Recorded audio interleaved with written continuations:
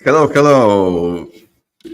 Okay, everything is set up. Hello, welcome to Innovators podcast, the first one conducted fully in English. My name is Andrzej Choroch, and I implement XR technologies in enterprises with my company, Connected Realities. For those who are not familiar with the name XR technologies, right now, it's a one word for both technologies, VR and augmented reality combined in one handset, because the modern and current headsets have this ability to smoothly move around through one technology to another. Right now we have like XR name, to be as simple as possible, and it comes officially from the Meta company statement that we should use these words, in the correct way.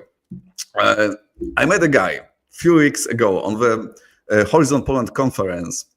He's from Helsinki, and I heard about what they are doing in Helsinki with XR technologies. And I was so jealous that we don't have the same institution in Poland, that I thought that it would be a good idea to meet with this guy live on this podcast to get inspiration, what we can do in Poland, what it's working right now at Helsinki. So please welcome my very special guest, Santeri. Hello. Hello. Hello, it's really good to have you here. Tell me one thing, you are at Helsinki right now? I'm actually currently in Tampere, where I live, about 180 kilometers north of Helsinki, but our office is in Helsinki. Do you feel December there? Because in Poland we have like a kind of a spring, before the Christmas. It's really hot. You feel the winter? Yeah, in Tampere we have about 40 centimeters of snow at the moment. Oh.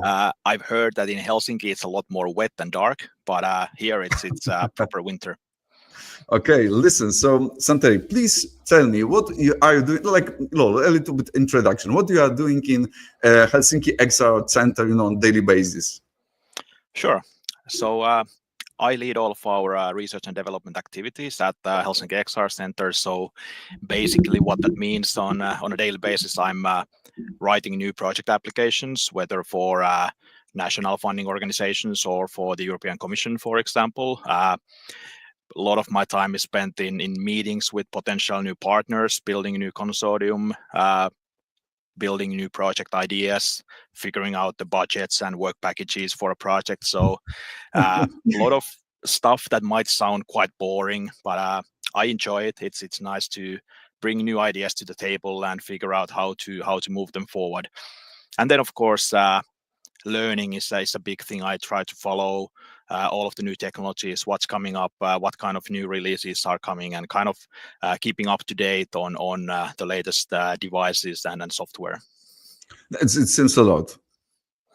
It's like it's not, because I thought that you are like do two things, that you represent like a Helsinki XR Center on a European scale, and this is like obvious for me. But it seems right now it's like that you are, as a person, the whole Helsinki XR Center from the beginning to the end, like you do everything. But you also, like when you said that you are building the new solution, new application, it's like that you are really delivering this application in the program that you are programming, that you are programming this application, or it's like that you construct the vision, of them. Yeah, I used to be a programmer when I started in the industry. Currently, I'm more on the background, building the project plans, and then if we get a new funding, a new project starting, then I'm kind of lurking on the background of our development team and figuring out that they are actually doing the things that I promised in the plan. So I'm more trying to lead the activities and then follow the several projects that we have going on at the same time, instead of actually programming myself. Okay, I feel you, because I think that my role in my company it's pretty the same, to connect funding with ideas, with the clients, to catch what is really important for them, to construct the vision of the project. Okay, so I think that you are innovator. It's like I feel it that you are driving by like a vision. So this is the reason what you wake up in the morning. It's like, what motivates you to work in this XR technologies? Because you have like a really beautiful career, because you can understand both maybe not boring, but this programming, point of view, what it's possible to deliver, the ability to catch the clients with, the reason why this technology could be implemented in, different areas. So it's like, it's a lot, what motivates you to do all of that? Why XR technologies? Yeah, that's a really good question. I think the biggest reason is the large variety that's possible with the technologies. There's huge range of opportunities where these technologies could be implemented, from like we could think about firefighter training with virtual reality headset and full body haptic suit that gives you feedback, so you can actually feel the heat around you, and all of these really immersive opportunities. Or then you can just get really basic mobile device with some augmented reality information for maybe small children at school doing some educational software. But the kind of range of applications is so wide that you have to constantly learn new things, constantly go from one context to the other, and work with other experts in their fields to kind of build the best applications that you can. So I think that's definitely the biggest motivation, that I can always find a new sector where I can implement these technologies and build something new for some people. Yeah, I think that it's like the variety is the beauty of this, because it's like in the what I really love also in what I'm doing on the daily basis is like the range of and scale the ideas that you can use these virtual technologies with the same team, because it's like the difference between the project. It's not that we have a different team and this team is delivering the application. The difference is in know-how. The difference is based on ideas. The difference is based on the market, but it's still the same team that, the freaks that want to do something new each day drive everything, So I really feel you on this. Okay, listen, so can you explain what exactly is Helsinki XR Center? Yeah, definitely. I think that's a good point to start on. So Helsinki XR Center is I'd say a development center for extended reality, metaverse, artificial intelligence, and all of these new emerging technologies in Helsinki. Financially, we're under Metropolia University of Applied Sciences, which is the largest university of applied sciences in Finland. So we are part of their research and development unit, working with the whole university, with all of the different degree programs. As we're the largest university of applied sciences, there's more than 60 of them. So that's also explains the large variety of different projects that we do, from like healthcare to construction to culture and all of these different things. But those research projects are only one thing that Helsinki XR Center does. Another important part is that we operate a startup hub for early stage startup teams. So we offer them free office space, computers, headsets, mentoring, access to the whole peer network. And it's directed to really early stage teams that don't really have the financial capabilities of working on their own, but we try to support this kind of grassroots movement to allow them to build their ideas forward and potentially get new clients, new collaborators, and new funding. And then, of course, thirdly, we try to support the whole ecosystem around these technologies in Finland and in Europe to kind of raise the know-how how these technologies can be used, teach the public sector and the larger corporations on how they could implement these technologies in their work, and allow them to make better decisions when they are, for example, buying new software from a VR company, or when they are doing a tender for new devices for their training program. So kind of raising awareness about these technologies and what they can do. And that's why we are very, very active in many different networks all around Europe and globally.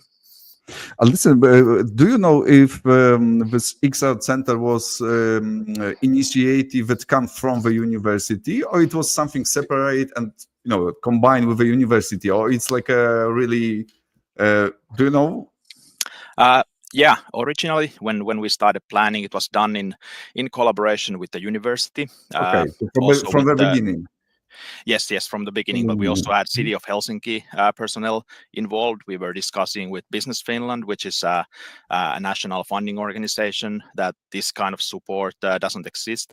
And then at the beginning, we got some funding from the Ministry of Education and Culture to profile Metropolia to include XR technologies in both education and research. And originally with this funding, we were able to set up the center. Okay, so but I understand this. Just to be sure for everybody, it's like that. It's both physical place and of course the digital sphere of the center. Yes, because you said that you have like a headsets for the startups, that you can have like a real meetings in the physical world. Yeah. So we have a big space in Arabianranta, Helsinki. We have about 1,000 square meters of space, and there are several different parts of that.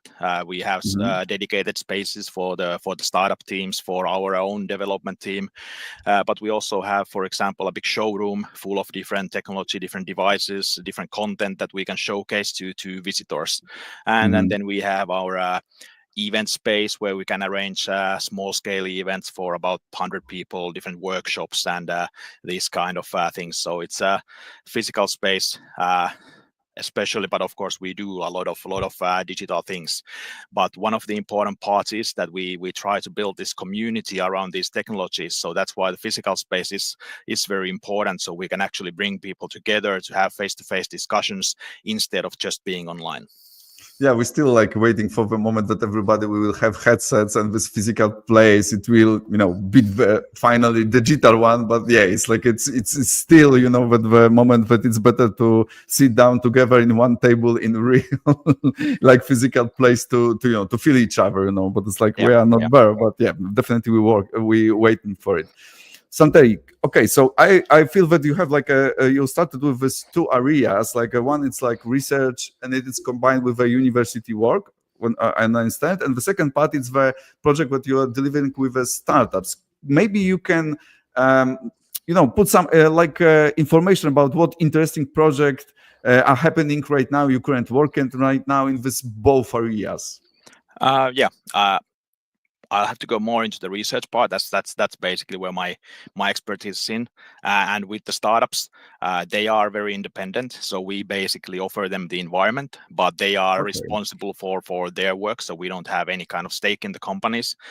We just offer them the kind of environment to grow in, and then whatever they work on, it's up to them to kind of work on that and collaborate with other people. Of course, if we can assist them somehow, we try to do that, but we don't that often do straight collaboration on different projects with the startups.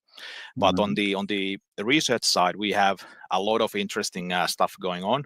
A couple examples that I could bring up. We just opened our immersive sustainability lab. You can actually see the picture on the background of myself. We have Tom Furness there, the grandfather of virtual reality, cutting the red ribbon in our opening event. So the immersive sustainability lab, it's about kind of combining the immersive technologies with the sustainability issues and trying to bring companies working in both areas together to collaborate on something new. And one of the examples that we have built there is this collaboration with City of Helsinki, where they are planning a new area of the city. So we 3D printed a miniature model of the city, and then using mixed reality with the headset, we visualize the different data on top of that 3D printed model to, for example, showcase noise pollution in the area, as there is a motorway going right next to the area, and comparing different speed limits and how that affects the noise pollution in the area, for example. But it's like but this particular example is that it's like that work what you do in sustainability lab. It's like a more connected how to visualize the real life data. It's like a kind of a building a digital twin. So it's like a kind of a plugin to understand better the issue, but from the visual point of view. Or it's like something different, maybe. In that project, yes, just as you said, but we do have different ideas on that, how to include nature related issues there and these kind of things. But since we're in very early stages of the sustainability lab, this is the first project that we started with, but we'll have a lot more coming next year. Santeri, about this project, you have like something more information that we can read about it online. Like you can share with me after the show, the link maybe to just Yep. to the people who want to be more familiar with the idea, because it's a brilliant one. It's like really Yep. I want to see them more. But this is like a real question. It's like it's something that I really can like download on my application on my headset to try on, or it's only work right now in your lab. At the moment, it's only in the lab, since it requires the actual physical miniature to work properly. So it's not publicly available at the moment. Finger crossed, but it will be. we'll see. Yeah. Okay. Yeah. A couple other ideas that I want to bring up. We have a lot of healthcare related projects. One of them is called PalliaKid, which is a project for palliative care of children. So even though that's a really serious topic, we still have really interesting solutions to build in the project. Our role is to make this training application for professionals working with these children and their families to train how to interact with them. So we're building different AI agents to act as the patients and their families, and then this way the professionals can train the interaction and see how they should communicate with the families, for example, when telling bad news. Wow. This is really huge, but once again, it's like that. It is connected with some kind of like a XR initiative with a headset, or it's like just it's like on the digital side, it's combining AI, but the whole information, the whole training is in the headset, or it's like it's available everywhere. Everywhere. It means like computer, mobile phone. This is only for headsets, so we made it a mixed reality application, so the professional can be sitting in their own office, but when they put the headset on, they will see the virtual characters that are appearing in the real space. So it's only available for headsets, and it's actually a Horizon Europe project where we collaborate with 5 different hospitals in 5 different countries. So we will try to also bring these different national viewpoints into the training. Maybe you can, but it's like Poland is excluded from this process. You didn't find a partner in this area. Unfortunately, no. I think the closest one would be Latvia or Belgium. So you'd have to travel a bit to be able to visit. But if you come to our office during next year, I'd be happy to showcase that. I do definitely. I want to see everything, on my own eyes, not only right now when we discuss these things. Okay, so it's really like a huge range, but it's like a really like the vision behind it. It's to use this technology for the good, for the reason of the good, to bring something that is make a change. And this is like the top of a vision why the XR Center is existing. This is behind this vision. It's like to find the solution that it's really impactful in the many areas, of healthcare or environment. It's like this is like what drives this XR Center. Yeah, definitely. Like we always try to kind of work on the spearhead of technology to bring new ideas to the table and find out new ways of using these technologies in different fields. And that's also why we always collaborate with many different fields to kind of bring these technologies to a completely new direction.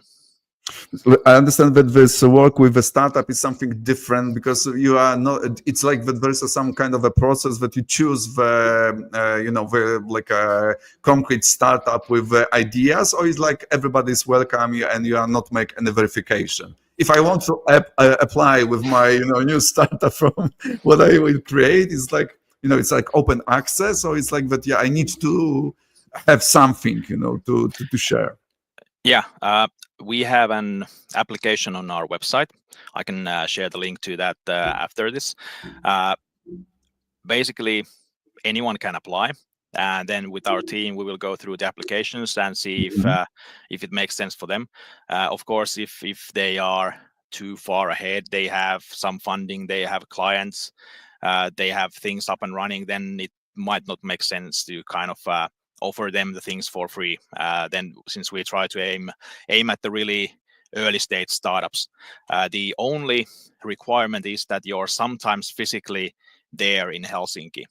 We have weekly meetings with all of the startups so that some of the teams pitch what they are currently working on and the other teams can comment on and give feedback on that. So we want Perfect. to collect at least some members of the team physically at our office.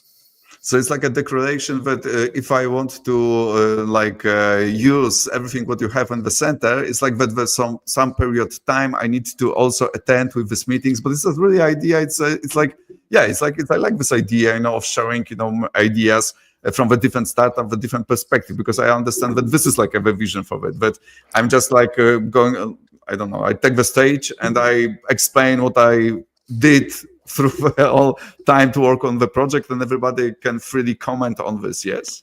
Yeah, pretty much like that. And also, if anyone else within the ecosystem is interested in hearing about what some of the startups are working on, or sometimes we have some external speakers there during these meetups, anyone is basically welcome if they just let us know beforehand that they'd like to join in and come to listen to these things. So we're happy to invite more people. Santeri, for sure, I want to go to you next year, and attend in this meeting. It's like to share, the perspective, because it's like sound really interesting. And I think that in Poland, we don't have like any program that it's connected or building around the XR technologies, because there is a lot of different funding, but the funding is always connected more with bringing like a strictly ideas for this, concrete businesses. Not that it's like, okay, yes, the idea is important, but you need to use, the XR technologies, and it's concentrate around it. So it's really the ability that the different startup can sit together to understand the problems connected with their business, to share ideas. Yeah, I think that we should do in Poland. Yeah, it's like even in the small form, because just to share these ideas, to knowledge, because it's important to feel, as I feel from the beginning of our meeting, that we understand each other in the terms of what the XR technologies can bring to the world, like the possibilities and the excitement about this, and we have a knowledge how it's really hard to sell this innovative ideas, that we need to still have put a lot of effort in education, to companies, to industries, even to education institution, to understand where they can use this technology what for. It's like that it's still on the beginning on the road. And as I know, and you said to me in the beginning that you put an effort to build the European ecosystem. It's not only this ecosystem for the startup, or building, this initiative ideas around the sustainability, but it's something more. It's like building a further connection. Can you tell me more about this? Yeah, that's kind of our big goal to represent the Finnish and European way of doing things. We like within the XR field, we have a lot of big competitors coming from the US, coming from Asia. So we need something within Europe that we've built on our own. So we are kind of self-sustainable in this field as well. So that's why we try to kind of put the European ecosystem forward. That's why we have been one of the founding members of XR for Europe Association, connecting different national associations around Europe, having good connections with the European Commission, and trying to build this whole network within Europe. We have been part of the Commission's VR/AR Industrial Coalition since the beginning, and now they are building up this new public-private partnerships around virtual worlds and Web 4.0, and we're trying to be part of that process as well. So being very involved with all of the networks around these technologies within Europe, as Finland is quite far in the corner, so it's sometimes difficult for companies within Finland or other organizations to reach Poland or any parts of Central Europe. It's a long flight to anywhere. So that's why we need this more direct connection to all of the networks around Europe, to also allow the Finnish companies to be showcased within Europe. Yeah, it's a great idea. Can you tell me more about what you think that it's most challenging in this process of connecting with a different, XR centers around the Europe? It's because like one is like really like obvious one, the distance between, that you don't can reach far or just move smoothly around from one week to one to just like on a daily basis to go somewhere to get the knowledge. So the part of this connection should be digital one, yes, but this part of this ecosystem should be in the form on like a kind of a online form, maybe. Like, is it something more what you see that it's the most challenging to build this ecosystem? Yeah, I think just finding out where there are similar centers or hubs around these technologies, that's difficult. Especially when we started out in 2019, there were basically none existing within Europe. We met some people in different physical events around Europe. For example, we started collaboration very early on with XR Hub Bavaria in Munich. We met them in 2019, and then started having calls every few months to kind of figure out what's going on. And since we had established ourselves pretty early on, we tried to help other people setting up these things. For example, there's the Center for Creative Immersive Technologies in Portsmouth, operated by the University of Portsmouth, and they got big funding there nationally from the UK, and they were looking into these similar centers that are there any within Europe. And we had just set up our center in Helsinki, so we tried to help them set up and figure out what kind of technologies they should purchase, how they could work with the industry, and what kind of connections they should be making. So trying to kind of lead by example, but it's sometimes difficult because there isn't any online platform that you can just go on and see that, okay, there are these XR ecosystems around Europe. That just doesn't exist at the moment. So that's sometimes really difficult to find new connections, and that's why I still think that it's really important to attend these physical events, to actually meet with people and make new connections, and then you can kind of continue that connection online. Yeah, I think that it's still, it's like the connection is the key. Santeri, it's a lot of information. One last question is that I would like to know something, because you are expert on your field. How you envision these virtual technologies in the future? How the XR as a technology or maybe usability will evolve in the future? Can you bring some glimpse what can happen? Yeah, I'd raise three different points. Firstly, especially after Apple's launch of the Vision Pro and other things this year, the kind of mixed reality or augmented reality and connecting your real world to the virtual space, that has been a really big topic. So I think that this kind of integration of the digital technologies to different physical activities will become more popular as this kind of pass-through technologies of seeing the real world and then integrating some digital information on top of that will become more common, and we can see these different integrations in everyday things like cooking or doing sports or enjoying watching TV shows, for example, but getting some additional information on top of that. That's one thing. Secondly, I already a few years ago expected that haptic feedback would become a lot more common. Different gloves or even some full body suits would be bringing more immersion to training, especially, and that really hasn't happened yet. But I would still expect, like within 5 years, that will become more common, especially in training purposes for the defense sector or different industrial sectors. I think that will be important, because getting the haptic feedback instead of just having game controllers in your hand is really important and brings a new element to the whole training. Yeah, it's like to feel more immersed in the content, through the haptic technology. Yeah, exactly, and that's why it's interesting to see what companies like Tesla Suit is bringing to the table, as they are now kind of reimagining their product from the early stages of being purely a gaming device. Third part I would raise up is the kind of consumer activities. Like, for example, with virtual reality, the gaming sector is still a very difficult place to succeed in, as we don't have enough devices with the consumers. But I expect that in maybe 5 years that will change, and we will have more devices available, and that's where I see a lot of the, say, cultural sector institutions to going to more immersive technologies as well. We've done some projects on that. For example, with the National Gallery of Finland, we built them this art heist game in Fortnite. So that's already a new way of them to connect with a new audience that wouldn't necessarily go to the gallery. But I think these kind of experiences with different immersive technologies will become more prevalent in the near future.